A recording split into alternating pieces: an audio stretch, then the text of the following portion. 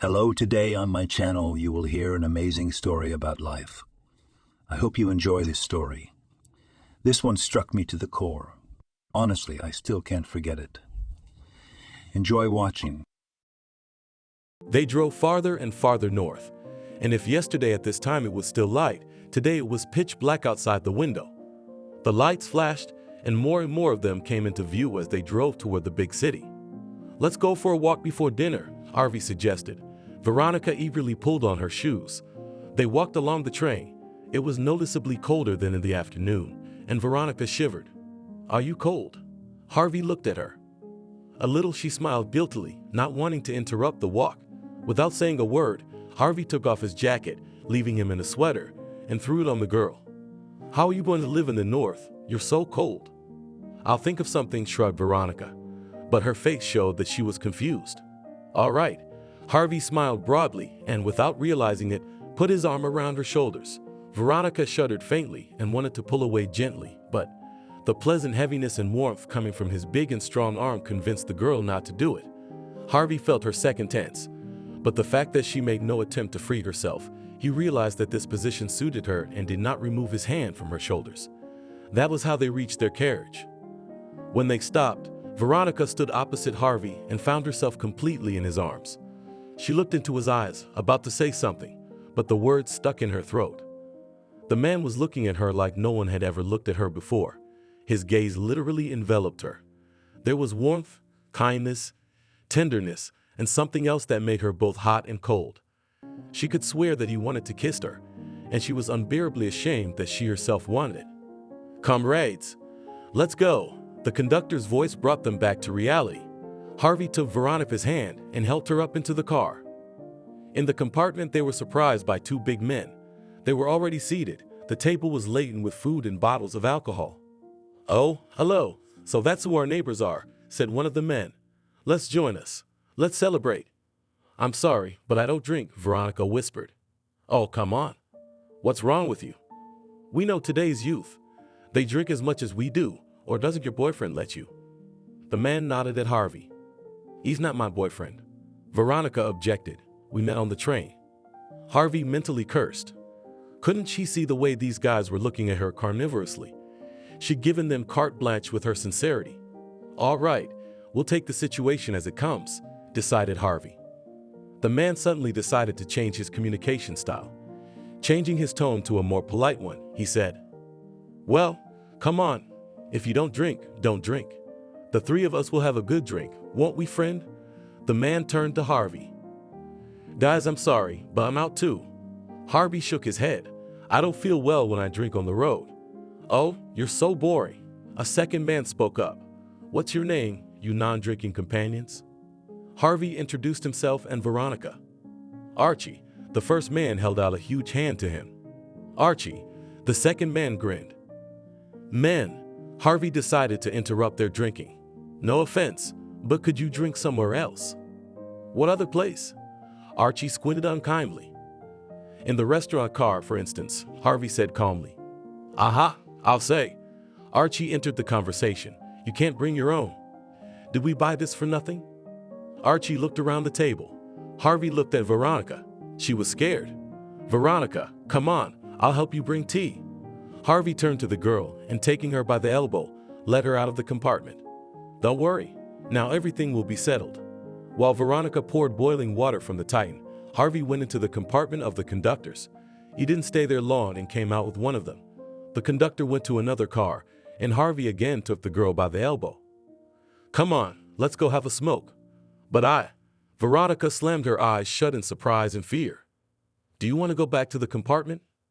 "No." "Then while our conductor goes to the trainmaster, I'll have a smoke, and you stand with me." In the vestibule, Harvey turned Veronica's back to him and pulled her to his chest. They stood like that, Harvey leaning against the wall of the vestibule with one arm around Veronica and the other holding a cigarette. The girl was warm and cozy. She was ready to stand like that forever, but she was afraid to admit it to herself. Finally, the guide returned. He was not alone. The trainmaster was with him. Harvey leisurely finished his cigarette and put it out, still hugging Veronica. He lacked the willpower to let her go and return to the compartment. She too was in no hurry to release herself from his embrace. They stood like that for another minute. Realizing that it was foolish to stay like this, Harvey pulled away from the wall and turned the girl to him. Harvey lit a cigarette. The train was 10 minutes away. Everything was just as he'd hoped. The last 12 years had been completely subject to a strict schedule. He was accustomed to planning all his affairs down to the minute, and so it was now. His arrival at the station had been timed so that he could get to the platform and smoke a cigarette before the train arrived. Taking a deep drag, he looked around the platform. There were not many people, and how could there be any passengers in this village? By some miracle, the station had been left for long-distance trains. God only knows. Suddenly, Harvey caught a sideways glimpse of something to his right. Turning around, he saw a short girl in a tiny coat and high-heeled boots. A thick brown braid with disheveled strands kept the little red beret on her head.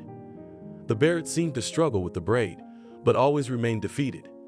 The little girl, holding the beret with one hand, was trying to drag two huge old-fashioned suitcases onto the platform with the other. Shaking his head, Harvey went to help. He dragged the suitcases in and looked reproachfully at the girl. "Those are not hiking shoes you're wearing, pretty maiden." "Thank you," the girl said cheerfully, and tucking her loose strands of hair under her beret, looked at Harvey. "I'm going to the groom.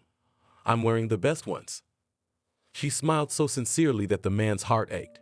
Huge, blue eyes and disarming smile for a moment deprived him of the gift of speech, which had not happened to him for a long time. "What carriage are you traveling in?" this ethereal creature asked ingenuously. "In the 12th. "Oh, really? Me too. Can I ask you a favor?" Harvey, angry at her reaction, interrupted her before she could finish. "Consider it asked." At that moment, the horn of an approaching train sounded. The people fidgeted, looking in the direction from which the noise had come. The stop was only a minute long, so the general uneasiness was transmitted to Harvey. He slung his knapsack over his shoulders, picked up the girl's suitcases, and headed for the approaching train. "What compartment?" Harvey asked him in the car. "The 7th. "That's lucky, isn't it? All that's left is for me and her to go to the same station." Harvey sneered and said aloud, "Well, we're neighbors here too." "Oh, how nice," said the girl. "What's so great?" said Harvey. "You're a complete misunderstanding. I'll get tired of you on the way." After unpacking her suitcases, the girl asked Harvey to step outside to change. He obediently went out. The train had already gained momentum and was speeding northward. Outside the window, the forest flashed by. Gradually, it became darker, and the lights came on in the corridor of the car. Harvey's thoughts drifted away from where he stood. It had been a long time since he had been to his homeland. Not the one where his parents lived, but where his grandmother lived, where he had spent all his carefree childhood vacations. Every time he visited his parents, Harvey stopped by his grandmother's house in the village. The last time he had been to her place was 3 years ago. Right after he left, his grandmother left. Harvey felt her death hard, but he couldn't go to the funeral. And then 3 years later, he came, just to his hometown. Having stayed with his parents, Harvey went to the village on the grave to his grandmother. That's where the train stops, by the way. Just the train you need. You don't even have to go back to the city, Mom said, saying goodbye. "Good," thought Harvey. A little girl looked out of the compartment. "You may go in, and I'll run for tea and we'll drink tea." Having said this, she ran away in the direction of the conductor's compartment. Harvey was not going to have tea. His plan was to sleep the whole 24 hours of the journey. He didn't like long journeys and heart-to-heart conversations with strangers. If it weren't for his grandmother, he'd be on an airplane. His traveling compartment companion entered, carefully holding a glass of hot tea in each hand. Only now he noticed that she had changed her clothes. Homemade pants and a long-sleeved t-shirt did not hide her dainty, chiseled figure. In house slippers without the huge heels, she seemed even smaller, and her braid, newly braided, even thicker. "My name is Veronica," the girl chirped, arranging pies, candies, and cookies on the table. Then she took out a jar of jam and straightened up, looking at Harvey with the open gaze of an innocent creature that made Harvey's heart race again. "Harvey, it's a pleasure. I wish she hadn't smiled. Help yourself." Harvey, as if under hypnosis, took the glass of tea in his hands and sipped. His mind was blank. He should have kept the conversation going, or at least thanked him, but his tongue wouldn't listen and his thoughts were confused. "I'm going to the end of the line," Veronica said without noticing his condition, chewing happily on a candy bar. Oh my God, I'll have to ride with her for 5 days. Harvey thought doodly and took a big sip of tea. And there I'll take a bus and go to the park, continued the girl. There is a military unit not far from the city. My fiancé is serving in it. No, not that. Harvey could not believe his ears. So Veronica has a fiancé who serves in his unit. That means there's a chance they'll ride together to the unit as well. I hope he meets her, thought Harvey and said aloud. Really? So we're on our way. And noticing the questioning look in the blue eyes, he added, I'm in this unit too. I'm headed there too. Yeah, Veronica's eyes sparkled with joy. So you probably know my Alex? He's a warrant officer, but he's about to become a lieutenant. Oh yeah, Harvey almost choked on his tea. That Alex he knew was a swindler and a drunkard. He was kept in the unit only for lack of manpower. It's very hard to find men willing to serve in the northernmost part of the United States. No fast career, no early retirement, no paycheck. They went there from desperation, from exaggerated patriotism, and because the local authorities turned a blind eye to many things. When Harvey was offered service in this unit, he was in such a state that he was ready to go to the end of the world, just to forget Selena, his ex-wife. Over time, he got used to it. He even began to like this life of harsh conditions, constant frost, and lack of sunlight he felt needed here. But this girl, the weather conditions, coupled with an alcoholic husband, can't she stand it all? Should I tell her the truth? She won't believe it. You can see in her eyes she's waiting for happiness.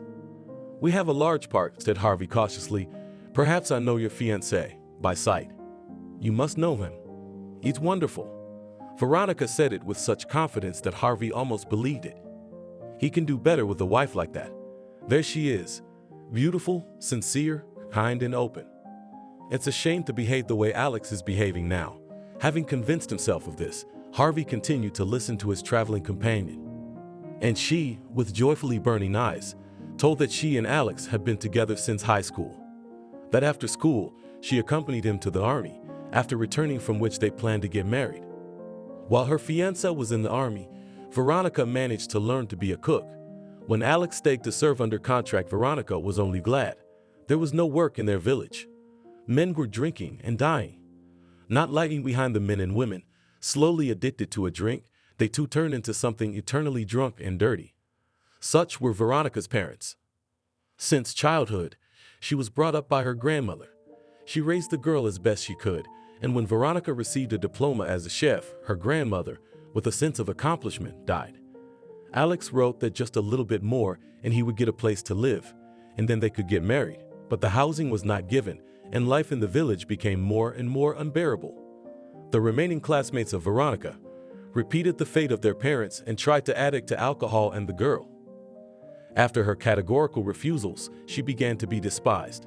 Women turned their backs on the girl, calling her a princess of vegetable gardens, and the male population did not give her a pass, believing that it is worth one of them to get Veronica into bed, and she will become as normal as the rest of the village women. Veronica was able to live in such conditions for half a year. But after one of her former classmates broke into her house and tried to rape her, Veronica realized she had to leave, or rather, run away. Having collected all her belongings and savings, the girl sent a telegram to Alex and bought a train ticket. Out of the fire and into the flames, horrified Harvey.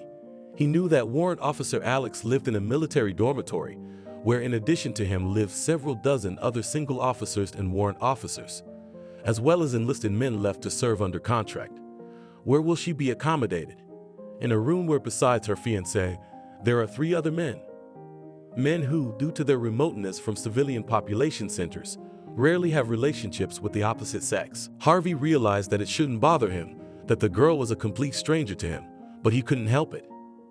In the meantime, Veronica, having told Harvey a complete stranger to her practically her entire life, had fallen silent. Well, I think it's time to go to bed, Harvey said. Let me help you clear the table. They cleaned up quickly, and Harvey went into the vestibule for a smoke. When he came back, the girl was already asleep with a slight smile on her face. Harvey admired the delicate face, the fan of thick lashes on her cheeks, the softly pink lips. He hadn't had a serious affair since his divorce from Selena. He was afraid of feeling betrayed again, afraid of having his feelings trampled on without even noticing it. He realized that it was partly his own fault that his wife had left him for someone else. She was tired of being alone all the time. His constant business trips, and between them constant duty, did not give their relationship a chance. Still, Selena could have an honest conversation with him instead of having affairs on the side. Harvey looked at the sleeping girl again. Someone like her wouldn't seek comfort in another man's arms while her husband was in the hot seat. She would have waited faithfully for her husband, and when he arrived, she would have fed him hot cakes and warmed his hardened heart with a warm embrace. It was 6 in the morning. Harvey turned off the alarm clock out of inertia. Over the years of living a strict routine, he had gotten used to getting up at the same time. The alarm clock went off out of habit. His neighbor was sleeping sweetly. He slowly got up, made his bed, and went to wash his face. On the way back, he went to the conductor and took 2 glasses of boiling water from him. In the compartment, the man took out of his backpack a can of instant coffee, a box of cream and sugar, and a stick of raw smoked sausage. Quickly slicing the sandwiches, he began to wake the girl. "Veronica, wake up. Let's have breakfast."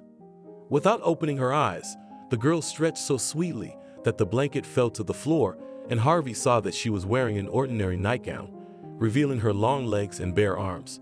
He turned away hastily. "Oh, I'm sorry," exclaimed the girl, realizing that she looked inappropriate in the presence of a strange man. "I'll be right back." There followed a rustle of clothes and panting. "That's it, you can turn around." He turned and saw that Veronica was standing in front of him in her yesterday's clothes. "I'll be right there. I'll just wash up." She ran out into the hallway. Harvey, sighing heavily, sank down on the shelf. What was happening to him? The last time he'd been this excited was on his honeymoon. But then his wife had appeared before him in silk and lace lingerie, not in her grandmother's nightie, and he was a dozen years younger. Of course, he was not going to put a cross on himself as a man in his 30s, but still, he thought he could restrain his feelings and desires. But with this girl, it had all gone wrong. Harvey jumped up, deciding he needed to go for a smoke to calm down. Opening the doors, he ran into Veronica about to enter the compartment. For a moment, she found herself in his arms, albeit not a special one, of a man. Their relationship with Alex had been limited to handstand walks and tentative, childish kisses on the cheek. She had never leaned into a man like that. When she fell into Harvey's arms, she felt the firm muscles under her hands, and she suddenly wanted him to hug her for real, the way a man hugs his woman. When he pulled away from her, it was as if her hand reached out to touch him again, and his bad habit gave her the opportunity. Harvey returned, smelling of tobacco and frost. "There's a stop in 20 minutes. 10 minutes. Would you like to go for a walk?" "Oh yes, of course." They stood on the platform of an unfamiliar city. Harvey was smoking again, and Veronica was looking around eagerly. "It's the first time I've ever been anywhere," she said quietly, "or rather, I've traveled before, but only in a bus, to the district center, to the school. But to go like this, far away, by train." Harvey looked fondly at the girl. She had put her high-heeled shoes back on, and now she reached the top of his head to the tip of his nose. "Would you like some ice cream?" he asked suddenly, seeing the ice cream cart. "Oh, I'd love some, but..." The girl hesitated. "Don't worry, it's my treat." "I feel uncomfortable," Veronica whispered, taking the ice cream from Harvey's hands. "Oh, come on. I can't afford to treat a girl to ice cream." She didn't have time to answer. The conductor announced boarding. They sat in the compartment, eating ice cream and talking. Harvey talked about his service, leaving out some details. "What's your rank?" "Major." "Yes. How old are you, Harvey?" the girl dared to ask. 30. "But that's not old enough to be a major. I've had a couple of ranks off the books, for several successful operations in hot spots. And when I was seriously wounded, the leadership offered me to continue service in one of the military units with a promotion in rank. My mother was very worried when I left for another business trip, and after the wounding, she said that she would not survive such a thing again. I had to take the offer. Of course, I will not let my Alex go to a hot spot, but I am sure he will get extraordinary ranks on regular service. He's a good man, and his superiors appreciate and respect him. You to trust him with all important matters. What am I telling you? You probably know everything yourself." "That's it," thought Harvey. "Enough. I must tell her everything." He looked at the girl. Her pretty face shone with happiness. Her blue eyes seemed like bottomless lakes. Harvey drew in more air and said, Veronica, at which point his resolve vanished. What? Why don't we go back to you?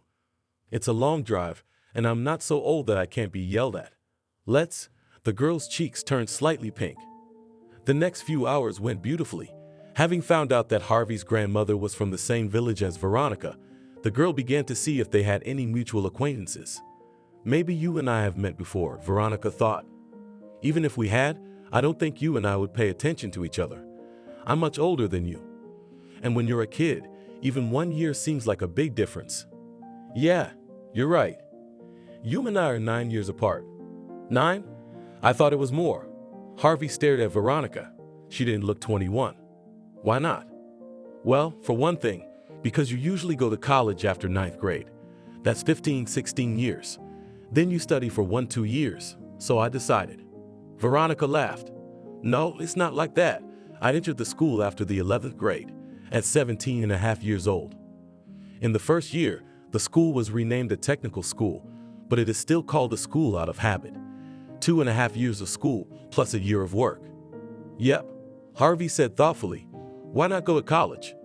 I wasn't sure I'd get in on a budget, and spending money to check it for grandmother was an unacceptable luxury. So I went to the neighborhood. I had a bus pass. That's all right. Now I'll get married, get a job, and maybe I'll go to some institute by correspondence. Veronica looked dreamily at the ceiling of the compartment. Harvey frowned. He strongly doubted that she would be able not only to study somewhere, but also to marry her Alex. Although, stuff happens. Until the evening they rode together, entertaining each other with conversation and going out for a walk at the big stations. During that day, Harvey learned everything about Veronica, that her parents drink a lot and don't even remember Veronica, and how she and her grandmother tried to live on her small pension, how they collected berries and mushrooms, selling them to the visiting townspeople, how they took care of a small vegetable garden and a goat that gave the most delicious milk in the village, and how Veronica met her Alex and started dating him. Shall we go? He asked quietly, leaning toward her face. Veronica raised her huge eyes to him and suddenly, without realizing what she was doing, licked her lips. Harvey couldn't take it anymore and covered her moist lips with his own. There was a slight resistance, more from surprise than reluctance, and then she responded to his kiss, wrapping her arms around him. Somewhere far away, an inner voice shouted, "Stop!" urgently, but her body wouldn't give in. Harvey couldn't pull away from her lips. The door of the little corridor between the cars slammed open. This brought Harvey to his senses, and he was able to tear himself away from Veronica. One of the passengers entered the vestibule. We're all jammed in there. He waved toward the next carriage and smiled guiltily. It felt like the whole carriage had gone out for a smoke. Do you mind? No, we were just leaving. Make yourself comfortable, Harvey said, and without looking at Veronica, took her hand and led her into the car. Their new neighbors were shoving their things into their bags. Thank you, friends, said Archie when he saw Harvey and Veronica. They found us a separate compartment. We'll leave you to it, Archie said, grinning wickedly as he looked at Veronica from head to toe. The look made her shrink back. Harvey put his arm around her shoulders again and led her out of the compartment, making way for the men. When everyone had gone, Harvey went to get tea and, shoving a glass into the girl's hand, said, "I'm sorry. I don't know what came over me. I wanted to make you feel better. I thought you were really scared. I couldn't find any other way to kiss you. I'm sorry." "It's okay. I was really scared. I don't know if your method was right, but it worked." Her cheeks are glowing. "It's just..." "What? You probably think I'm easy now, don't you?" Veronica's voice was getting quieter and quieter, and she said the last word almost in a whisper. Harvey rushed to her. Squatting down in front of the girl, he spoke quickly. "Come on, of course not. Don't even think about it. You're the best girl I've ever met. It's me, a dork and a soldier, who does not know how to communicate with the opposite sex." "No." Veronica stared in amazement at the man sitting in front of her. "You are very good, and you know how to communicate, and I'd like to have all my fears exercised in this way." She blushed again. "I'll keep that in mind," thought Harvey, and smiled. "Let's have supper," he said cheerfully, getting up. He dreamed that he was walking through the snowy desert, looking for someone or something. The cold wind was blowing directly in his face, forcing him to wrap himself in a thin scarf. Unbearable loneliness and a premonition of something irreparable overwhelmed him. A sharp cry woke him up. Breathing heavily, he sat up and listened. Silence. Only the clatter of the wheels and the slight creaking of the carriage itself. There was a draft. Turning his head to the breeze, Harvey saw that the compartment door was slightly ajar and a dim light was shining through the small slit. He had closed the door. Why was it open? The man quickly turned his head towards the next compartment and immediately jumped up. His traveling companion, Veronica, was not there. He flew out of the compartment and rushed towards the vestibule. There was no one. He pulled the toilet doors open. He rushed to the other side. The same thing. Where did she go? A terrible guess threw him into a cold sweat. Harvey ran to the conductor's compartment. Where have you moved them? He shouted to the sleepy conductor who opened it. Who? The man stared dazedly. Our fellow travelers, from the 7th to the 11th. What happened? Nothing yet, I hope. Which compartment? 3. Harvey rushed to the next car. As he reached the 3rd compartment, he heard the sound of sobs. A hot bomb exploded in his head, and without realizing it, he threw the doors open. Something jingled, but he paid no attention. A pungent odor of booze hit his nose, and his eyes saw a picture of a huge man piled on top of a frail girl. He was clamping his hand over her mouth with one hand and tearing her clothes with the other. Fury swept over Harvey. He grabbed the man by the shoulders and, tearing him away from the girl, hurled him violently toward the door. Hitting the door jamb, the big man sank to the floor in a heavy sack. Blood began to pour from his face. Noticing the movement, Harvey, without seeing, grabbed the first thing that came to hand from the table and slammed it into the oncoming something. There was a thud as it fell. After a moment, Harvey came to his senses. He quickly turned to the sobbing girl and picked her up in his arms. Stepping over 2 bodies, heavy bags lying by the door, he carried Veronica into his wagon. The conductor, the trainmaster, and 2 guards ran toward them. They wanted to say something to Harvey, but he shouted, "Get the fuck out of here," and continued on his way. When he got to the compartment, he locked the doors, covered the girl with a blanket, and went into his backpack. He took out a flask, poured some brown liquid with a distinctive odor into a glass, and handed it to Veronica. "Drink." "What is it?" she stammered. "A sedative." Veronica obediently drank and gulped for air. Harvey sat down beside her and hugged her tightly, stroking her. That's it. It's all behind you. You're safe." Veronica, out of breath, snuggled into his shoulder and cried. They were tears of relief. After waiting for her to calm down a little, Harvey asked her softly, "Tell me what happened?" Stammering slightly, Veronica began. "I had to go to the bathroom at night. I got up and went. When I came out, they grabbed me, put their hands over my mouth and dragged me. I struggled, but I couldn't." And at these words, the girl burst into tears again. When she calmed down, she continued, "They dragged me and started laughing and urging me to drink. I refused and begged them to let me go. Then they said that if I didn't want to drink with them, then they would start the dessert." Veronica burst into tears again. Harvey put his arms around her, stroked her head, and tried to calm her as best he could. Finally, she quieted down and raised her crying face to him. "Thank you. If it hadn't been for you." "How did you know?" "I just got up to go to the bathroom and noticed you were gone. I thought I'd look for you." "Thank you." Veronica leaned into his shoulder again.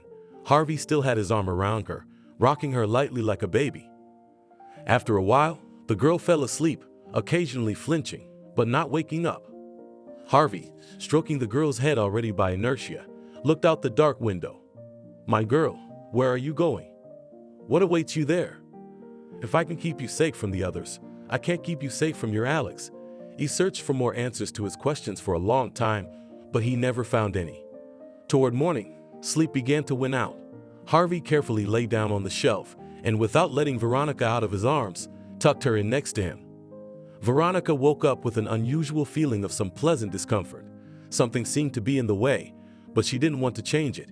She opened her eyes and saw a man in front of her. She was lying in his arms and even hugged him herself. The man smelled of tobacco, a faint odor of cologne, and safety. She closed her eyes again, and the memory of the night before surfaced in her mind. Dirty, sweaty hands groping her, stinking breath and icy fear at first, and a warm, strong body, strong, gentle hands and a soothing voice afterward. Harvey, he had saved her from those rapists. Veronica opened her eyes and looked at the man. He was asleep. Warm breath moved her hair. The light stubble seemed soft. Involuntarily, the girl reached out and touched it. Spiky. Veronica smiled. Whether from her touch or from the fact that he had already slept, Harvey suddenly opened his eyes and looked at the girl. She quickly pulled her hand away from his cheek and lowered her eyelashes, blushing. Harvey smiled contentedly. "Good morning," he whispered. "Good morning," Veronica barely audibly replied. Harvey felt the discomfort of the girl lying next to him. He hastily stood up and said, "I'll go out, you can change." Only now Veronica remembered that the clothes on her are torn. Only a thin blanket covered her. With a gasp, she wrapped herself more tightly in it.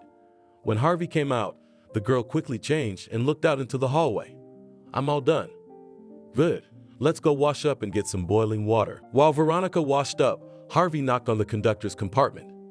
There he was assured that everything was normal.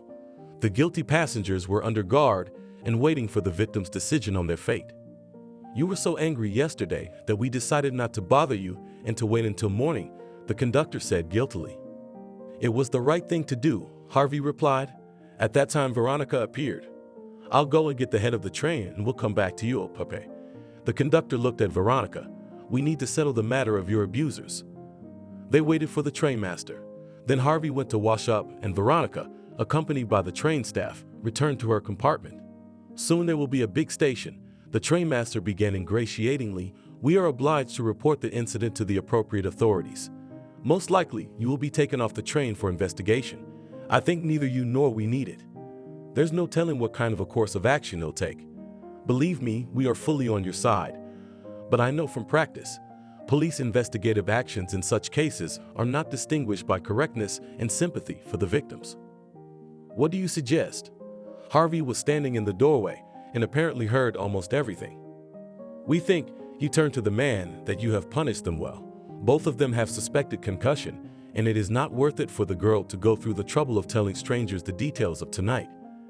Besides, she'll lose a lot of time dealing with the investigation and traveling to court hearings. Your suggestions, though," Harvey raised his voice slightly. "These guys have another 24 hours on their tickets, but we will take them off at the nearest station and put their names on the black list of passengers of Russian railways for drunkenness and debauchery in a public place. And we won't put anyone in your compartment for the rest of the trip.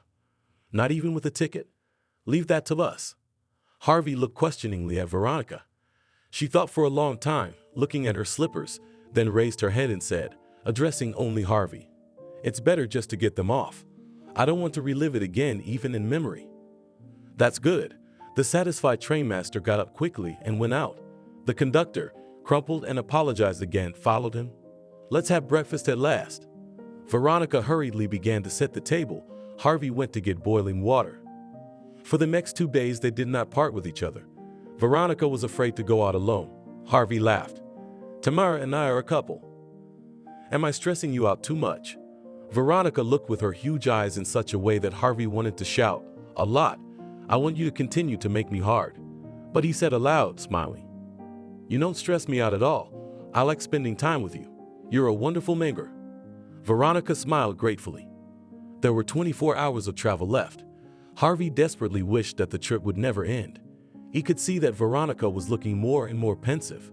He wanted to tell her about his feelings and about Alexei, but he was afraid of himself, that his attraction to the girl was just feelings of confinement. And when they get off this train, he'll look at her with different eyes and grieve her. Alex was afraid. It might actually happen that he would, for Veronica's sake, take the path of correction and become a decent man with whom Veronica would be happy. But if Harvey does confess his feelings, Veronica will find it difficult to live with him on the same property. With these confused thoughts, Harvey clutched his head as the train moved inexorably toward their destination.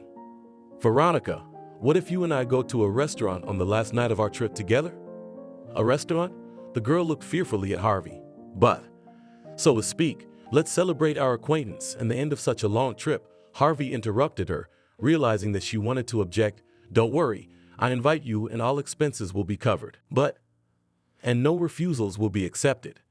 And if you're worried about the financial side of things, then please don't think so badly of me. I would never let a girl pay for herself in my presence. In this respect, I was brought up quite conservatively." Veronica looked at her slippers. For some reason, they had been helping her think lately. She'd never been to a restaurant, even if it was a railroad car restaurant. She imagined going in there with Harvey and all the women would be jealous of her. Only she'd have to look appropriate herself. What am I going to wear? Frightened Veronica. I can't go in this. She looked down at her t-shirt and homemade pants. She had an outfit saved for Alex, of course. She had planned on marrying him in it, but for an occasion like this, Veronica mentally waved her hand. If everything worked out, she'd buy herself a regal wedding dress. All right, I'll do it. Let's celebrate, she said. And so it was agreed. At one of the big stations, Harvey asked Veronica to stay in the car, and he disappeared. Veronica did not worry. She had enough to do. She had to get her dress out of her suitcase and put it in order. Harvey, meanwhile, was running around the station and buying groceries. With all these goods, he went to the cook of the restaurant car and for a fee negotiated the menu, which he was to prepare for the evening. Then at the next stations, making some more minor purchases, Harvey was pleased with himself. Everything he had planned had so far gone according to plan. In the evening, the young man left Veronica alone, giving her an opportunity to prepare. I'll pick you up at 7. Don't worry, everything is fine. You're safe, he said as he left. Veronica didn't worry about it. She didn't care. She had to get ready. She unbraided her traditional braid and put it in an intricate knot, leaving a few strands. From her suitcase, she took out the thin lycra tights she had kept for her meeting with Alex and put them on. She didn't have shoes. They were replaced by boots, but they went very well with her dress. The dress was gorgeous. She'd worn it to the prom once before. The dress was made of material her grandmother had saved for a special occasion. The cut itself was classic, and Veronica had added only embellishments, laced and pearl embroidery. But before leaving, she removed all the jewelry, leaving the dress in its original form. It looked less festive now, but the beautiful silver material gave it a light, elegant look. Digging into her purse, she pulled out the mascara and lipstick she had saved for such an occasion. After lightly tinting her eyelashes and applying lipstick, she was ready. Harvey knocked at 7 sharp. Veronica, fully prepared, opened the compartment door and smiled.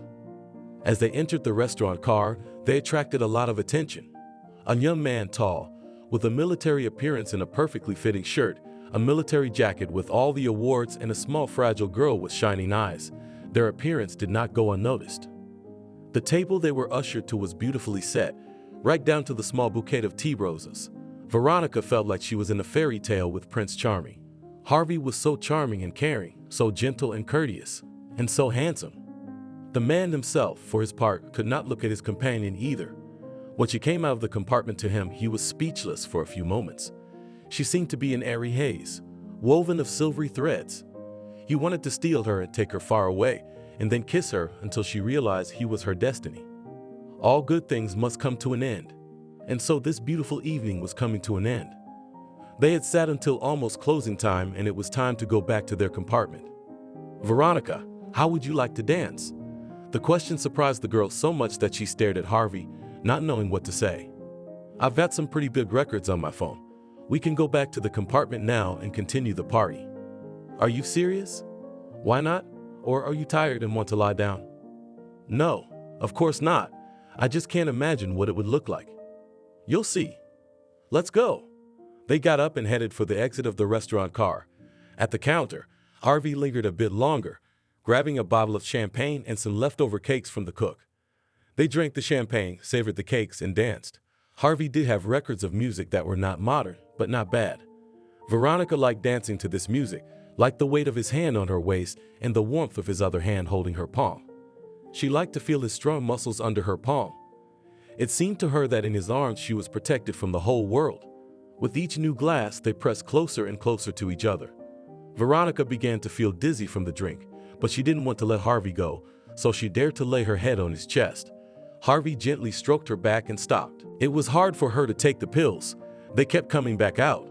While she was dealing with them, Harvey came back. Here's some hot sweet tea to drink. I'm going to make sandwiches. You must eat. I can't. Veronica obediently drank the tea and ate the sandwich. Well, good for you. Now go to bed and get some more sleep. Harvey commanded. You'll be as good as a cucumber by the time you arrive. Harvey, what? I feel really bad about last night. It's okay. Don't worry about it. It was the champagne. It's my fault for getting you drunk. Her weakness and drowsiness helped her fall asleep quickly. Veronica, Veronica. Someone shook her by the shoulder, pulling her out of the embrace of such a nice and cozy sleep. Get up, we're coming. Veronica struggled to open her eyelids, so sleepy. Harvey was leaning over her. Pretty girl, get up. Oh my God, did I oversleep? Veronica jumped up like a stunned man. No, it's okay. It's only a couple more hours, but I think you should get ready. Yeah, sure. The girl stared at her wake-up caller. Oh yes. It was her traveling companion, Harvey. Her mind was foggy. Her thoughts were jumbled. Don't worry, it'll pass. It always does when you sleep during the day. We'll have lunch and it'll get better. Shall I wash up with you? No thanks. I'll do it myself. Veronica went to wash up. A short walk around the carriage and washing up brought her back to her senses. When she came back, she actually felt quite well. Harvey, you forgive me for my behavior, began the girl from the threshold. I don't know what came over me. I've already told you not to worry. Harvey looked at her with a sad smile. Suddenly, he took her hand and pulled her to him, forcing her to sit down. I want to tell you that you are coming to a strange place where you have no one but your fiancé and me. I ask you, if there is anything, don't hesitate to ask. If what? Veronica was surprised. If what? Said Harvey firmly.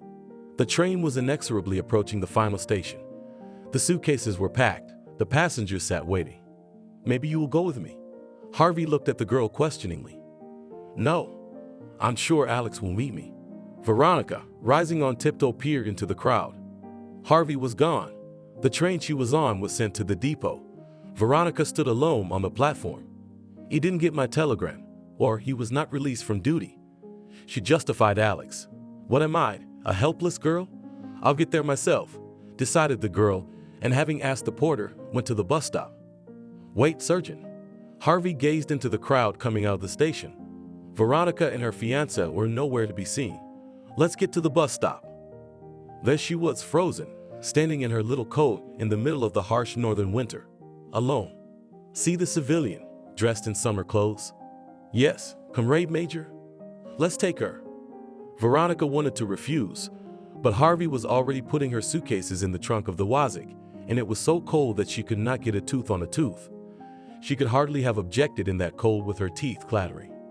When Veronica had warmed up a little and was able to speak, she turned to Harvey. Thank you for taking me with you. I don't know what to think. What could have happened to Alex? Maybe the telegram didn't get through, or is he on duty? Or a drunken sleepover, thought Harvey gloomily. But he answered aloud. If he's got something wrong, we'll find out. I'll personally escort you to his room. Only what? Asked Veronica excitedly. He doesn't live alone. Where will you stay? Harvey looked thoughtfully at his driver. Comrade Major, may I? Feeling his gaze, the surgeon said, and having received an affirmative answer, continued. It is possible in the rooms of relatives. Only it's cold there now. They save on heating. Why? Quite. Harvey was pleased and looked at Veronica, who didn't understand. You've got a place to live. We'll do something about the heating. Thank you, the girl whispered. Comrade Major, may I ask the question? Again the sergeant raised his voice. And to whom did the citizen came? To Warrant Officer Alex. She is his fiancée, Harvey said sullenly and looked at the driver. His face showed that he was discouraged, to say the least. But, Sarge, watch the road. Harvey interrupted him sternly. The boy obediently stared out the windshield. It was already dark when they arrived at the unit. Let's get you settled in first, Harvey suggested. But I'd like to see Alex. First, we'll get you settled, and then I'll take you to your fiancé, Harvey said in a tone that did not tolerate objections. They went to a small barracks where there were several small rooms. Each room had a small stove, a washstand, a table, a chair, and a bed. Entering one of the rooms, Harvey set down his suitcases and turned to Veronica. It's not great, of course, but I'll make arrangements for firewood and water, and we'll ask at the warehouse for bedding for you. Okay. Thank you. Veronica sank into a wobbly chair. The start of her new life was not encouraging. And then there was the bitter cold. Apparently Harvey was thinking the same thing. He examined the girl from head to toe and looking out into the corridor, ordered someone. Warrant Officer Naomi to me, over here. Yes, and bring some firewood. A few minutes later, a soldier came in with an armful of wood and went to fetch more. Harvey sat down by the stove and began to heat it. Veronica was still silent. "Don't be sad, beautiful maiden. The devil is not as bad as they make it out to be." The man winked at her. Soon the stove crackled happily. At that time, a middle-aged woman entered the room. "Hello, Comrade Major. Did you call for me?" "Yes, Nowney. You see that inch-long girl over there? Well, she better put on some clothes for the weather. She's in her warmest clothes." "That's not a problem." Nowney smiled. "We'll find something. Not kosher, of course, but definitely warm." "Yes, Nowney, and one more thing. We need some textiles here. The girl will be with us for a long time." "Yes, Comrade Major. I'll do everything in the best way." The ensign left, and Harvey looked at Veronica. "Don't worry, you'll get used to it." "Thank you," babbled Veronica. "Why are you being so nice to me?" Harvey looked into her huge eyes and wanted to answer honestly, but noticed the tears in them, changed his mind. "We've been traveling side by side for 5 days. We've almost become kin, and how could I not take care of my relative?" The soldier had managed to haul an impressive pile of firewood and bring a bucket of water when the ensign returned. With her went one of the soldiers helped to carry clothes and other supplies for Veronica. "Here, accept the uniforms," said Naomi cheerfully.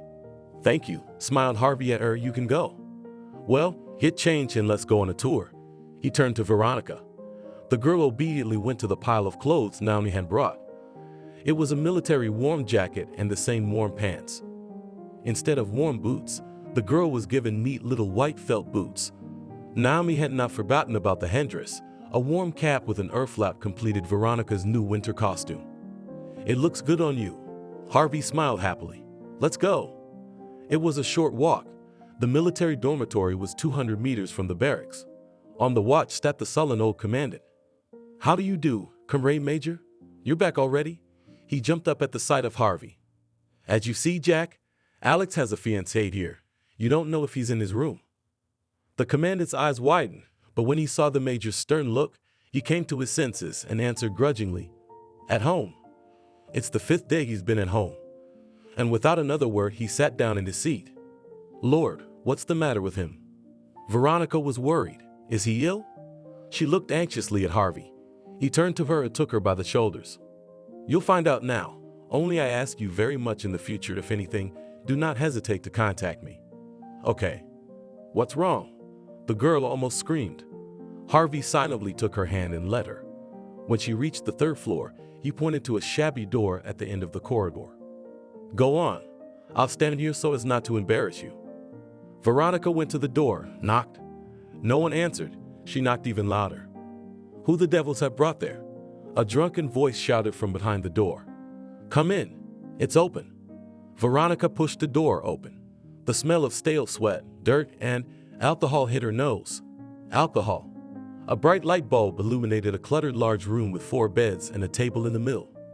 In the corner was a crumbling closet. Empty bottles, cigarette butts, and leftover food were everywhere. Half-naked men slept dead on 2 beds with dirty linen. At the table, dropping his head into a plate of cigarette butts, another snored. Only one of the 4 was looking at Veronica with cloudy eyes. "Who are you?" He wheezed. "I'm the bride," whispered the bewildered girl. "What the fuck is a fiancé?" Muddy shouted. "Alex is the bride," Veronica said uncertainly. "Hey, Alex, hey, the bride is here to see you." The man shouted towards one of the beds and laughed. A dirty man struggled to get up from the bed and stared at the laughing man with a cloudy look. "What the fuck? What the fuck is a bride? I don't have any brides." Then he turned his head to the door and saw Veronica standing there. "Veronica, what are you doing here? I sent you a telegram that I'm leaving." "You called me." Veronica couldn't believe her eyes and ears. "That's her, Alex? It can't be. This drunken, dirty creature can't be her fiancé."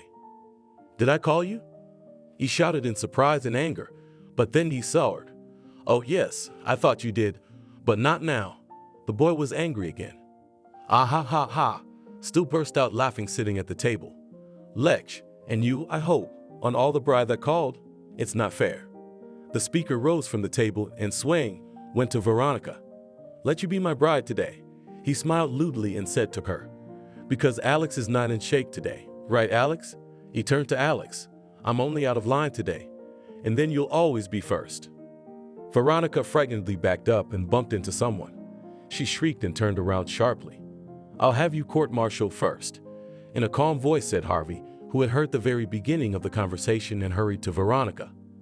His voice gave the man the impression of an exploded bomb. He turned pale, stretched out in a string, and stammering said, "Hello, Comrade Major, and how are you here?" "Silence," Harvey shouted. His growl woke up the remaining two sleepers and also sharply stretched out in a string. "Come to me tomorrow, with reports." Then he turned to the frightened Veronica and, as if nothing had happened, smiled at her and pushed her toward the exit. "Let's get out of here." Veronica obediently strode beside him. As she passed the watch, she dared not raise her eyes to the commandant. He stood up from his chair again at the sight of them. "Comrade Major, you've relaxed them, Jack." Harvey looked at the commandant sternly. "Aren't you afraid you'll get a beating for them?" "Well, what can I do, Harvey? They don't listen to me much. What am I supposed to do? Report it to my commanding officer every time? They'll say it's my problem. This is such a problem. It's time for the unit commander to step in. Okay, I'll talk to him about it, and you make sure they don't do anything else." "Yes, Comrade Major." Harvey took Veronica to her room in the barracks, sat her on the bed, and sat down next to her. "You waited. Did you know?" the girl asked quietly, without turning her head. "Yes." "Why did you tell me?" "You wouldn't have believed me." "And what would you have done? Would you have gotten off the train? Go back to your village?" "Well, what would I do here? At least it's my homeland." "You don't belong there. You don't fit into that life. In a couple of years, you'd be like many people in the village. What's waiting for me here? From now, settle in, get to know the people. I'll talk to the unit commander about you. We'll work something out." Veronica was silent. Harvey looked at her and suddenly made up his mind. "To slightly dispel all the negativity of this day, I invite you to my place for dinner." "Your place? Dinner? Well, what's the big deal? You and I have had breakfast, lunch, dinner, and even slept in the same room for 5 days. This is a train, and here. It's not proper. It's not proper to meet a bride in a state of inebriation, but inviting a good man to eat is quite normal. Let's go. You don't have anything set up yet. When you get settled in, invite me over." "All right, take me to feed me." Veronica smiled tiredly. She suddenly did not care what would happen to her and what people would think of her. Harvey put more wood in the stove so that it would not burn out during their absence and took Veronica to his room. On the way, they went to a small store at the unit. Harvey bought bread, candy, and some other products. "I usually eat at the unit canteen, so at home I have only tea, coffee, something for sandwiches, and just in case, dumplings," he explained to Veronica. "You don't mind dumplings, do you?" "I don't mind anything now." The girl suddenly felt very hungry. The dormitory for officers stood next to the dormitory where the junior military personnel lived. It was only 2 stories high, but much more comfortable and clean. Harvey's room was a small room with a small kitchenette and a bathroom. The living space itself was small but cozy. In the only room there was a modern sofa, a small coffee table, a neat closet, and a small but cozy armchair by the window. A small television hung on the wall. "Come in, I'll be right in," Harvey invited. "Maybe I'll help with the cooking," Veronica suggested, throwing off her warm clothes and boots. "Come on," Harvey agreed. "There are the vegetables, cut the salad, and I'll put the dumplings on." Dinner passed in a warm, friendly atmosphere. Veronica even temporarily forgot about the way Alex had met her. After dinner, she volunteered to wash the dishes and clear the table. After sitting for a while longer, the girl got ready to leave. Harvey reluctantly went to see her off. In the morning, Veronica decided to get busy with her new dwelling. She took a broom, a dustpan, some old rags, and started cleaning. She swept away the cobwebs, washed the only window, and hung the curtains Naomi had brought. Also wiped down all the furniture that was in the room. The final step was scrubbing the floors. That's where Alex caught her. She didn't hear him come in, so she was scared when the guy spoke. "Hello, bride." "Hello, Alex." Veronica turned to him, removing a loose strand from her face with the back of her hand. "I'm sorry about yesterday. I had a birthday party at a co-worker's house, so I had too much to drink." Alex looked around the room in search of a chair. The chairs were far away, and Veronica, noticing his gaze, was not going to offer him a seat. I see that you have daily birthdays here, the girl said with a grin. Come on, what do you understand? Alex got excited. This is a military unit. There are only men here. What a normal man should do after work. Not play checkers, or even checkers. It's better than drinking. Why did you come here to lecture me? Alex was getting angrier and angrier. You came here to marry me, so obey your future husband. Yes, I came here to get married. To a decent, valiant military man in good standing with the brass, who served with honor and dignity in the army. But she came to some hobo, which we have plenty of in our village and no need to go anywhere. Oh, stop it. What do you know about service? That's how everyone here serves. Seriously, I saw a lot of people in the unit yesterday. Only you and your drinking buddies serve like that. The rest of them are all quite decent. Oh yeah, sure. You mean the major?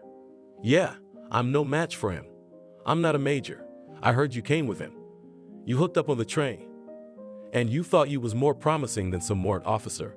You jumped into bed with him on the first day, didn't you? Go away. No way. Why should I leave my fiancé? I wrote letters to her, asked her to marry me, wanted to live with her like a human being, and she's gone to the major? And why is he allowed, but I, as a failed husband, am not allowed? With these words, Alex went to Veronica, throwing off his clothes as he went. Veronica ran around the room, desperately defending herself from the guy with a rag, which she used to clean the floor. But he still managed to grab her and throw her on the bed. Alex, are you crazy? A loud voice made the rapist loosen his grip and Veronica slipped out of his grasp. On the threshold of the room stood Warrant Officer Naomi with a large shuttle bag in one hand and a teapot in the other. Get out of here before I hit you with something. Come on, Naomi. Don't you see I'm saying hello to my fiancé and you're in the way, Alex said, fixing his clothes. I see you saying hello. Get out of here. Naomi swung the teapot at him. That's it, I'm leaving. Alex raised his hands as a sign of surrender and taking his clothes and throwing an angry look at Veronica, went out sideways. You okay? Naomi put her bag on the floor, poured water into the kettle and put it on the stove. I'm fine. Thank you. Veronica could feel her cheeks burning. Harvey told me to keep an eye on you for a reason.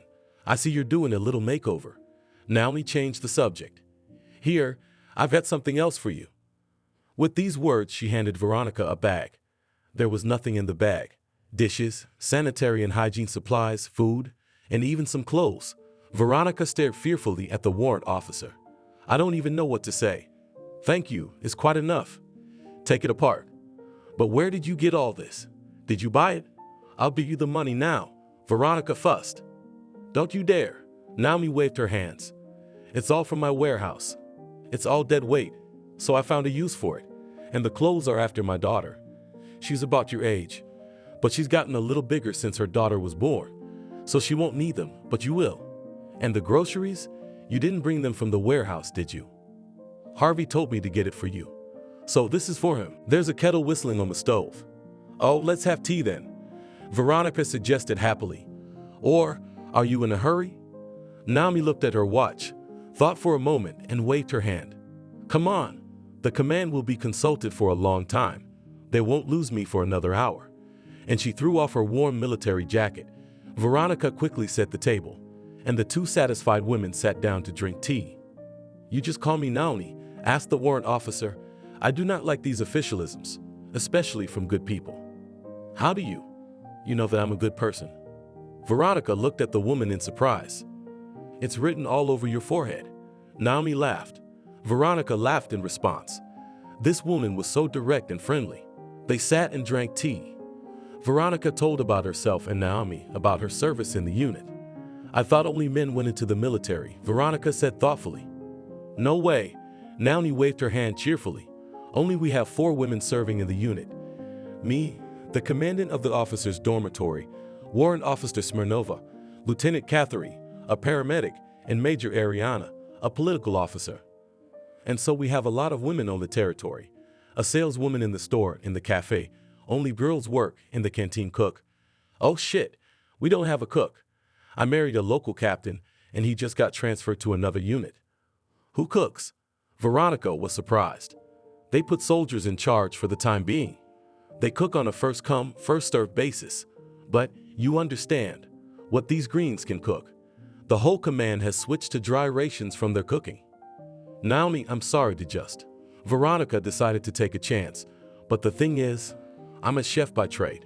I have a degree with honors and experience, but not much. So why didn't you say so in the first place? I'll go to the commander of the unit today. I think he'll be glad to hire you. Major Korolev, hold up. Harvey was stopped by the commander's voice. The meeting was over and the officers were rising from the big table to begin their direct duties. When only the two of them were left in the office, the commander continued in a less formal tone. How was the vacation, Harvey? The whole vacation plan has been fulfilled. I'm sure you did. How are your parents? Did you go to your grandmother? Yeah, they're fine. My mother took a vacation during my visit. My father took me fishing as usual. I went to my grandmother's on the way back. What happened there? I sat by the grave for a while, looked at the sky, and went to the train. That's where your plan went astray. The commander squinted merrily. Come on, Alexander. What's with the innuendo? Harvey and Alexander had met while fighting in a friendly country. Alexander was already a major by then. Harvey came under his command. The major liked Harvey's calm, executive, and fearless guy. His honesty and straightforwardness bought him. With the help of Alexander, Harvey was noticed and appreciated, giving him extraordinary ranks. Over time, they became friends and often spent their free time together. They told each other a lot about themselves and even went to visit each other a couple of times. In the rank of Lieutenant Colonel, Alexander left the service in the hot spots and headed one of the military units. Later, when Harvey had to choose between military and civilian service, he called him to serve in his unit. It's not much of a climate, but you're used to harsh conditions. And there's an old friend at your side, Alexander added with a laugh, so the friends found themselves together again. They tried not to advertise their friendship and in the presence of other officers spoke strictly according to the regulations, but in private became best friends again. What hints? While I was on my way to headquarters, a few people told me in confidence that you had brought a bride, as if you met her on the train and fell madly in love. Harvey laughed, but it came out sadly, which Alexander noticed at once, but decided not to pay attention to it. He brought a bride, not for me. Harvey answered, to Warrant Officer Alex. Alex? That? Yeah. I realize it's not very ethical, but I'm afraid to even imagine what this girl is like. She's a pretty normal girl. Pretty good looking and smart. She's just naive. She hasn't seen him in years, or she doesn't know what he's become. What's she going to do now? Is she gonna marry him anyway? I don't think so, but she's got nowhere to go. In the village where she's from, like my grandmother, by the way, the main population is like this Alex. She can't afford to go to the city. So I have a favor to ask you. Could she stay in our unit for a while? That's not a problem. But then what? She needs something to live on, something to do. That's what I wanted to talk to you about later. Harvey was interrupted by a persistent knock on the door. Come in, Alexander shouted, letting his friend know that he would listen to him later. Comrade Colonel. Permission. Warrant Officer Naomi literally flew into the office. Go ahead, Naomi. I found us a cook. Well, come on, Tony. Where could you find him in our unit? Harvey brought him here. The colonel turned to Harvey. Is this your fiancé? Her name is Veronica. She's not my fiancé, and she's a cook. What happened to the old one? She transferred with her husband to another unit. Oh, yes. You were on vacation? You don't know, Naomi nodded understandingly. So, Alexander, how about it? I'm all for it. Register her and let her start from tomorrow. Let the soldiers stay on duty, but don't let them cook. Yes, Comrade Colonel. Naomi shouted happily. Permission to go. Go, laughing. The commander waved his hand and turned to Harvey. Well, we have arranged your ward. Veronica flinched at the knock on the door. She froze, not knowing what to do. Veronica, it's me, Harvey, came a familiar voice from behind the door. The girl rushed to open it. You're sitting on the lock? Harvey was surprised. Did Alex come to see you? Yes, he came this morning, but Naomi sent him away. That's right. I'll tell you what, the commander of the unit approved you to be our new cook, so come on, I'll show you around. And don't forget your papers. So quickly?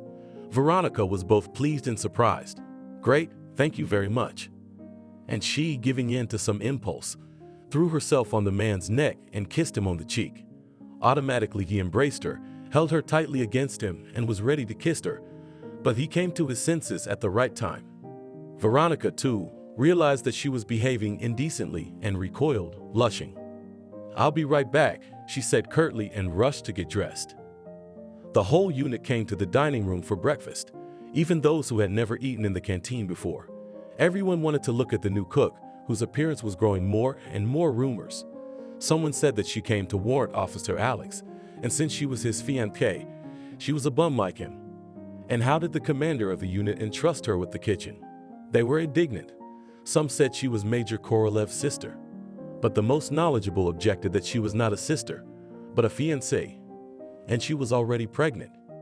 "Yes, not a fiancé, but a secret lover," said the third. "A fighting officer can't have such an immoral person as a bride." "They say you picked her up at some station, beating off the local pimps," claimed the fourth. At 7 o'clock in the morning, the canteen was literally packed to the brim with servicemen. Soldiers on duty ran between the tables, delivering breakfast. The cook was nowhere to be seen. "Veronica, where are you?" Harvey paced the kitchen looking for the girl. Finally found her in the sink. She was washing dishes. "Why are you doing this?" "Your job is to cook. You got soldiers to do the rest." Veronica turned around, wiped his hands. "Harvey, I'm afraid." "Of what?" Harvey was surprised. It warmed his heart that she had called him Harvey for the first time. "That she wouldn't like my cooking." "You've done a wonderful job. Good for you. And I'm not talking about your professionalism. Your breakfast was delicious. The commanders loved it, not to mention the soldiers." "Thank you. I'm hiding. Just in case." "Don't hide. I'll always protect you." "Thank you. What would I do without you?" Veronica came so close to him that her breath could be heard. Harvey automatically put his arms around her and pulled her close to him. The girl raised her head and looked into his eyes. The gaze of the huge, bottomless eyes literally robbed him of his ability to control himself. Without realizing it, he pressed his lips to hers and began to kiss her tenderly. Veronica, as if she had been waiting for this, responded to his kisses. She wrapped her arms around his neck, her fingers roaming the back of his neck. "I told you it was the Major's comrade's broad." A voice from outside made them pull away from each other. Harvey, trying to remain calm, broke away from Veronica, turned slowly to look at the speakers and said calmly but firmly, "First of all, it's not a broad, it's a girl. And secondly, I see you have nothing to do but gossip. So listen to my command. Lick the whole kitchen from floor to ceiling, because I'm ashamed in front of the new cook what you've turned it into." "Well, Comrade Major," stretched out unrestrained soldiers. Talking. Harvey slightly raised his voice. "I will personally check. You may proceed." He turned to Veronica and took her under the elbow. "Let's get out of here, because it turns out we have women in the unit, and where there are women, there's gossip."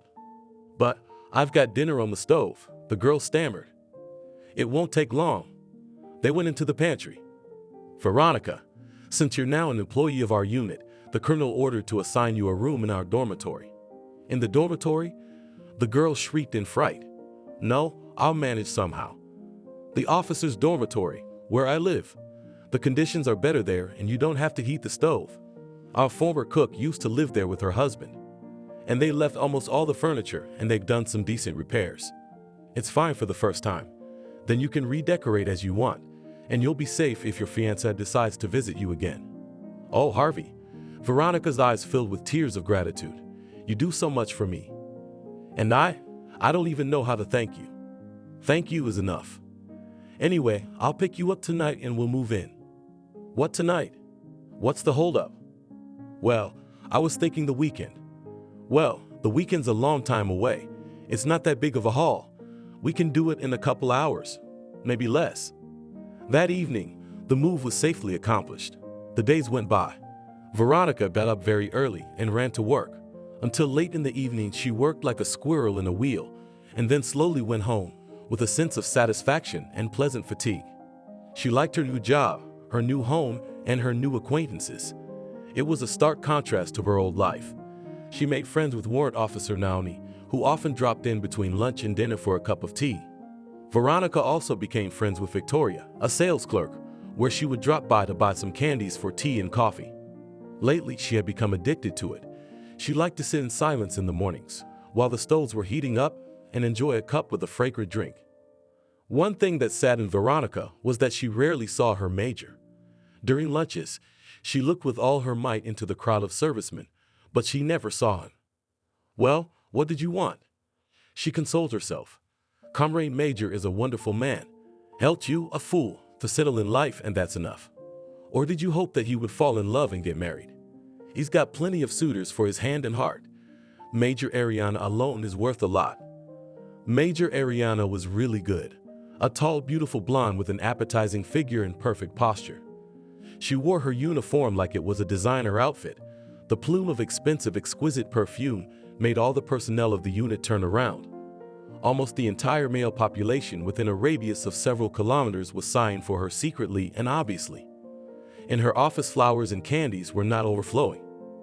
It was rumored that she had an affair with the major, but service ambitions destroyed it. Veronica learned these details from Ekaterina's paramedic when she came to her to prepare the menu. Ekaterina was married to a local captain and knew in detail everything that was going on in the unit. "When we found out that you came with Korolev, we thought that he brought you with Ariana to spite you. But then, when the details of your arrival became known, we realized that he thought of no one but the political officer." That cut Veronica to the heart. She had realized before that she had nothing to rely on, but somewhere in the back of her mind there was hope. What about our kisses? Veronica thought, trying to find any sign of Harvey's feelings for her. Is this really how men express their usual care and support? "My beauty." Poor. Naomi interrupted Veronica's reverie. The delighted girl rushed to set up the cups and warm up the cranberry pie. She had wanted to bake it for a long time, but kept forgetting. She had brought the cranberries with her, and she had bought the ingredients for the dough at the local store. "Oh," Naomi smiled, rubbing her hands together. "Is this deliciousness for the occasion of a paycheck?" "Paycheck?" Veronica stared at her friend. She had forgotten that she was paid for her work. "Oh, mother, you're so full of shit." Naomi splashed her hands. "So yesterday we still got everything. And you did?" Veronica didn't have time to answer. She was interrupted by Harvey's loud voice. "Veronica!" He walked over and stared at the two women. "Why aren't you going for the money? The accountant has a statement to close." Veronica yelped, and asking Naomi to keep an eye on the dining room, ran to the accounting department. "There's no order," rumbled a huge woman with lilac hair and brightly painted lips. "Don't worry, I'm not talking to you." She looked at the frightened Veronica and slid the statement to her. "Here, sign while I count the money for you." Veronica found her name on the statement and recoiled. The amount opposite her name was not real. The accountant, noticing her confusion, stopped counting the money and looked carefully at the girl. "What's wrong?" "Are you sure it's all for me?" Veronica stammered. "To you? What people? They give a man some responsibilities, but didn't tell him his rights. I'm going to complain to Comrade Colonel." "When you signed up, what did they explain to you about the job?" "Nothing. Let's go to personnel." "Comrade Captain." The accountant shouted loudly, entering a small office and leading Veronica with her. A small stubby man jumped up from behind the desk. "Why didn't you explain anything to our new employee when you was hired? Didn't I teach you well? Should I write a report about you to the Comrade Colonel?" "What's the matter?" Poor Walker's eyes were running and his hands were shaking. "It's that our cook's having fits over his paycheck, and I too, when I counted, did not pay attention that such a sum is abnormal for a cook. And now I see. No, everything is fine. The girl just worked without a day off, from morning till night. Do you realize that this is a violation of labor laws? That any inspection will fine us, and the command will fire us with a wolf ticket?" Walker alternately turned pale and green and slowly slid down the wall. Veronica was afraid for the little guy. "Oh, come on. Maybe it'll be all right. Maybe I should write some kind of statement, or something? Isn't there some way to resolve this issue?" The accountant looked thoughtfully at the girl, and after a little silence, grabbed her by the arm and dragged her to her room. For another half an hour they filled out various documents. "Why didn't you take a day off, my dear?" "Soldiers need to be fed every day. How can I go on my day off?" "Very simple. I'm not going to tell you now. I'm not going to waste your time. You can read the manual at your leisure. It's all described in detail." "What kind of people?" Again began to resent the woman. "I, that captain." What the accountant would do to the captain, Veronica did not hear. Grabbing the money and the manual, she ran to the dining room. Yes, it's an oversight on our part. Harvey drummed his fingers on the table thoughtfully. He wanted to leave after Veronica, but Naomi stopped him. She wanted to talk to him informally. You're looking a little pale, Harvey, Naomi began, looking anxiously at the major. You used to stay close to Veronica, but now it's like you're avoiding her. What's wrong? Naomi, what are you making up? She just doesn't need my help anymore, so why should I impose my society on her? And you two are getting along. Is that why she's been working all month? No weekends? What do you mean, no days off? Harvey gave Naomi a puzzled look. Okay, she's never taken a day off. I don't know how she and the accountant will agree on it, but I don't think she'll just let her work like a horse. She's a stickler for principle. What do you suggest? Let's wait for her first. Look, since I've got such a huge salary, why don't we celebrate? Veronica looked at her friends with shining eyes. Why? Let's do it. Naomi happily agreed and kicked Harvey under the table, who looked at Naomi reproachfully and smiled. That's a great idea. When can we get together? Since I have the weekend off, I'd like to take Saturday off and go into town. I want to make something special, and our store doesn't have it. Naomi, will you come with me? I'd love to. Comrade Major, can I borrow your car? Harvey looked at Veronica's shining face and smiled again. Of course, girls. How could I refuse you? Early Saturday morning, Veronica and Naomi were racing toward the big city. Harvey, as promised, had provided them with his company car. They were in a hurry. They had to quickly buy everything they needed and return to the unit as soon as possible. Having bought groceries, Veronica was about to return to the car, but Naomi stopped her. What about girl shopping? I don't need anything. Veronica shrugged. Such a young girl doesn't need anything. With so much money? No, my dear. Let's go out and buy some new clothes. The shopping was so exciting that Veronica and Naomi didn't come to their senses until lunchtime. Now we really have to go. Naomi grabbed Veronica's hand and they almost ran out of the mall. When they got back to the house, Veronica immediately started cooking. After sending the meat to the oven to bake, she started to make salads. It was decided to make two, light and hearty. Having coped with the salads, the girls started appetizers. At that time, there was a knock at the door, and without waiting for an answer, Naomi came in. Vel, get changed. I'll help you. After a while, the table was fully set and waiting for the guests. Veronica in her new dress eagerly walked around the table and corrected non-existent flaws. Finally, the first guest appeared. It was Catherine and her husband. Naomi's husband came after them, and last of all, Harvey flew in. He apologized for the delay, explaining it by service, and handed Veronica a bouquet of tea roses. Memories came flooding back to her. The train, the restaurant, and their slow dance in the compartment, which had ended in such a passionate kiss that Veronica still felt hot at the memory of it. Harvey must have been thinking the same thing when he handed her the flowers, for his eyes became thoughtful, and he seemed to forget that they were not alone in the room, and he looked at Veronica with such admiration and tenderness. She was indeed beautiful. The soft blue of her dress emphasized the depth of her huge eyes, and the bouquet of tea roses made her cheeks pink. Someone coughed, and Veronica realized to her embarrassment that the pause from the meeting with the major had gone on long enough. As nonchalantly as possible, she invited her guests to the table. At first, there was a general shyness and slight tension, but a couple of glasses of wine lightened the mood. Time flew by unnoticed, and when the men once again gathered to go out for a smoke, it suddenly turned out that it was already 11 o'clock. The female half immediately went home. The men reluctantly joined them. Veronica assured the guests that she didn't need any help in cleaning, and saying a warm farewell to everyone, went to change. She had to work early tomorrow morning. She wished she could get some sleep. She was still changing her clothes, going over tonight again in her head and remembering how Harvey looked at her, when there was a knock at the door. A little startled, she walked slowly to the door, listening. Veronica, came Harvey's soft voice. It's me? The girl quickly opened the door. Harvey, did you forget something? Yes. Help you? Oh no, you didn't have to do that. I can do it all by myself.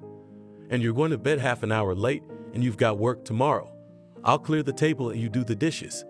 He went into the room with determination. The cleaning was over as quickly as it had begun. Harvey looked around the little apartment with satisfaction and headed for the door. There he stopped and looked at Veronica. Good night? There was a faint question in his voice, but Veronica heard it, went to the man and, without saying a word, rose on tiptoe, put her arms around his neck and kissed him. She didn't understand why she did it, and Harvey didn't let her realize it. He simply picked the girl up in his arms and stepped back into the room. Veronica dreamed that she was back on the train, lying in Harvey's arms and enjoying the warmth of his body. Only now it was not preceded by sad circumstances, but on the contrary, by something pleasant, exciting, making her feel loved and desired. Opening her eyes, Veronica realized that this was it. She, completely naked, was sleeping in the ring of Harvey's equally naked arms. Not remembering herself from shame, the girl got out of bed as quickly and carefully as possible, washed her face, and dressing on the go, flew out of the house. My God, how am I going to look him in the eye now? He'll think I'm... Veronica called herself the last words, trying to find a more appropriate one. He spent the whole day on pins and needles. She was afraid Harvey would come into the dining room and... No, he wouldn't insult her or judge her. He was too decent for that. He'd just tell her not to count on anything. That girls like that are no good for him, and ask her not to bother him anymore. Having stayed at work longer than usual, Veronica ran home, looking around and trying to walk as quickly and inconspicuously as possible. Entering her apartment, she immediately locked the doors and, without turning on the light, undressed and dove into bed. She exhaled and listened. The dormitory was silent. All the residents seemed to have fallen asleep. Suddenly, as if out of the blue, there was a quiet knock on her door. Veronica froze and wrapped herself more tightly in the blanket. The knock was repeated. You, Naomi, a few others. What about the others? Who knows what else they'll think? I feel sorry for your girl, first of all. She can't take it. You're not going to prove to everyone that Alex made it all up, are you? No, I'm not. Harvey downed another glass, carefully poured by Alexander. I'll find a way to shut him up. Harvey, be careful. The colonel got worried. Don't worry, I'll do everything in the best way. With these words, Harvey got up and went to the door. Alexander, thank you. I understand you. I promise. Everything will be fine. Thank you, Harvey. I was beginning to think you'd stop seeing me as a friend. I'll think of a way to solve this problem too. After talking to Alexander, Harvey went to his office. The conversation with Veronica could wait, but Alex had to be dealt with immediately before he made a mess of things. Passing by the political officer's door, Harvey noticed that it was not tightly closed. Did she forget to lock it, or did someone? The man pushed open the door. The major was sitting at her desk in civilian clothes, with a careless ponytail and a complete lack of makeup. She was so engrossed in studying the papers that she didn't immediately notice that someone had entered. Angelica, you decided to work on Sunday. A couple years ago, at a work event followed by a banquet, Harvey asked a beautiful coworker to dance.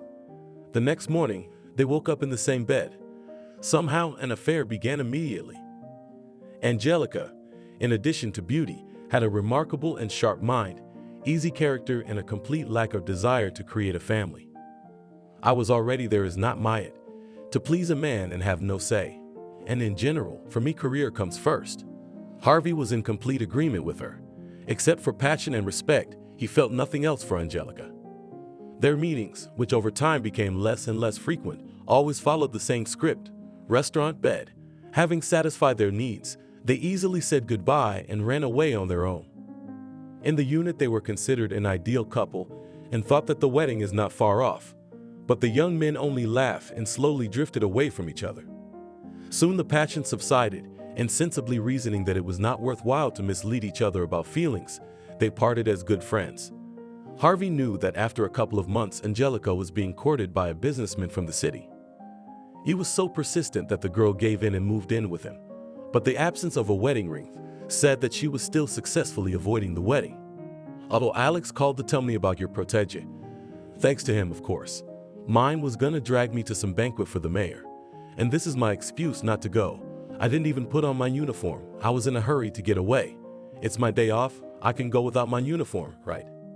Of course. What did that scarecrow say? A lot of things. He asked me to take immediate action so as not to tarnish the reputation of the unit. Harvey sat down across from his colleague. He looked questioningly at the kettle. Yes, of course. Just pour the kettle. And me too. Harvey made them coffee and, taking a sip, looked at Angelica. I told him not to tell anyone yet, or people will spread the word around.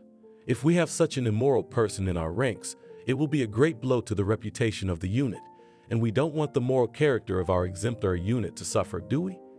He completely agreed with me, and I, in turn, promised that I would deal with her as soon as possible.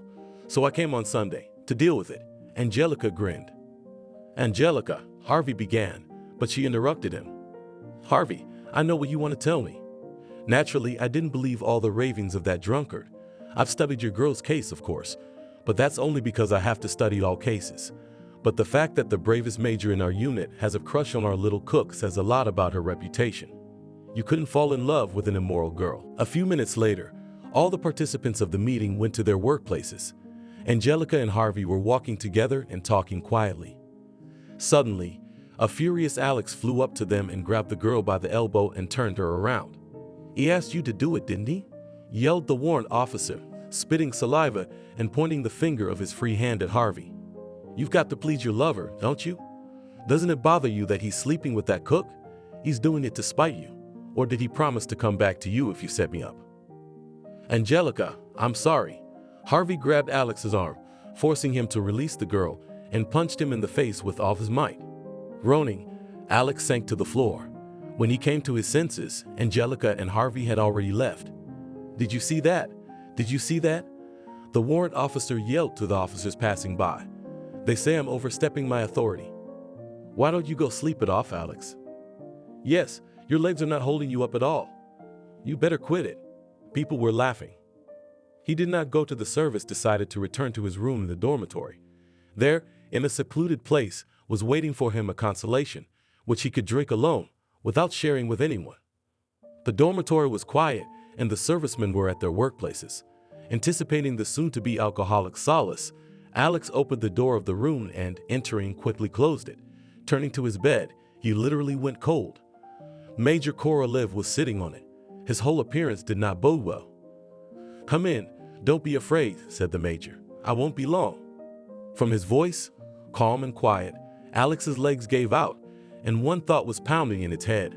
How to escape? I've come to escort you to the checkpoint, so pack quickly and let's go. The major's voice was still as quiet and impassive. This is how killers talk to their victims, went through the ensign's mind. But I still need the documents. They'll mail them to you. You'll go back to your village, won't you? So to speak, to your habitat. Half an hour later, the major and the former warrant officer were standing at the gate of the checkpoint. An unexpected sharp pain in the stomach made Alex bend in half. I don't think you need to be reminded that now you are going straight to the train and forget about the fact that you serve here. Otherwise, Harvey didn't finish. He looked at Alex with a cold look, which made Alex's heart stop for a few seconds from fear, and he headed away from Alex. How long are you going to run away from me? Veronica stopped like a stumbling block. Several days had passed since that night when she'd hidden from Harvey under the covers. The man hadn't shown up again, and he hadn't shown himself in any way. Deciding that he had come to apologize, Veronica carefully avoided him. She didn't want to hear him apologize and admit that everything was a mistake. She had been avoiding socializing with anyone lately. She came to work early in the morning and left only when the unit was about to go to sleep.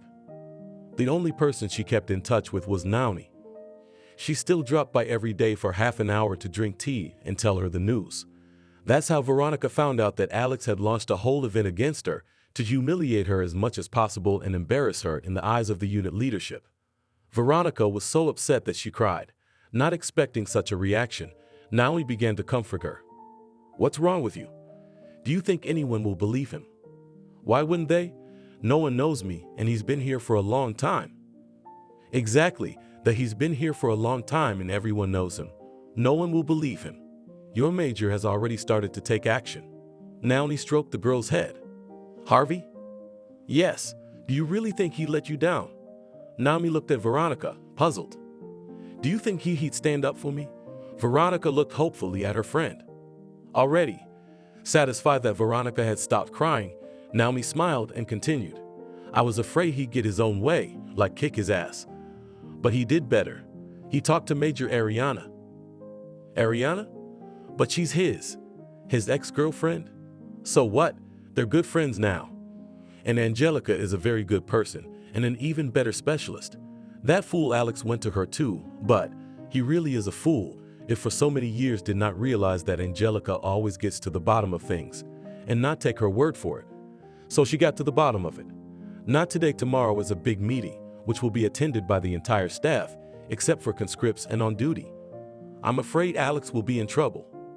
Veronica was looking forward to this meeting with impatience and apprehension. These days it was as if time had stopped. Finally, day X came.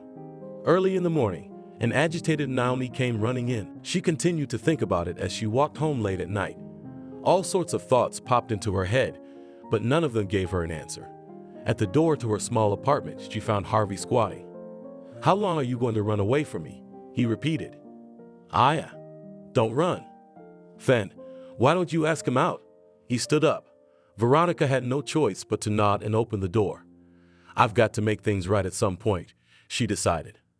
Harvey helped her undress and, taking her by the hand, led her into the room and sat her down on the couch. He sat down in front of her and looked into her eyes. "I thought that night had put everything in its place and there was no more misunderstanding between us that was going on. Or, am I wrong? What's going on?" Veronica whispered faintly. "After we kissed on the train, I realized I was attracted to you. I didn't want to hurt you and decided to wait, but I realized that not only was I infatuated, I was in love. At the time, I thought you loved your Alex, and that's why I didn't want to talk about my feelings. But after you realized who you really was, I had hope. However, you shunned me again. I could see that you had feelings for me, but I couldn't figure out what. And then that evening and then the night, I thought things were clear between us. But you're avoiding me again. Do you regret what happened? Did I hurt you in any way?" "No, of course not." Veronica shrieked and lowered her eyelashes.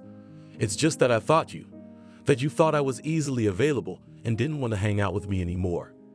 Toward the end of this monologue, Veronica's voice became barely audible and her eyes filled with tears. Harvey stood up and, picking Veronica up, sat her on his lap. She trustingly laid her hand on his shoulder. "So Veronica, what's your decision? Are you going to be with me? Or, of course I will, on one condition." "What's that?" "If you kiss me immediately." Harvey smiled and gladly complied with her wish, and then his, although most likely it was still common. "Comrades, I'd like to take the floor." Harvey tapped the champagne glass. It had been almost a month since he and Veronica had been together. Every day their bond grew stronger and stronger. They were hardly ever apart, only when they were working. It turned out that Veronica's birthday was coming up. Therefore, they decided to celebrate the successful completion of the case with Alex and her birthday on the same day in a cafe. The first to congratulate, of course, was her favorite man. Waking up, she saw a huge bouquet of roses, and next to it a small box. In the box were beautiful earrings, which the girl immediately put on. "Happy birthday, my love. I love you," whispered Harvey, kissing the girl. She responded to his kiss, and the morning started a little later. All day Veronica received congratulations, flowers, and gifts. For the first time in her life, she felt so much sincere attention. Tears came to her eyes from happiness, but she persistently drove them away. And then, when everyone had already congratulated and presented gifts, Harvey took the floor. Everyone looked at him in expectation and slight surprise. "My dear Veronica, my unintentional happiness. The day I decided to return from vacation by train instead of by plane was the fateful day of my life. I met my happiness, my love, and my destiny. I am grateful to Providence for sending me you. And I want to say again that I love you." "Oh, Harvey, I love you too." Veronica rose from her seat and looked at him with eyes full of happy tears. So Harvey continued, "I'd like to ask you a question." He took a small box out of his jacket pocket, got down on his knee, and opened it. All the guests saw a beautiful shiny ring in the box. "Will you become my wife?" Veronica could only nod. Thank you for watching this video to the end. Subscribe to the channel. Like it, write comments if you like the story, and see you on the channel.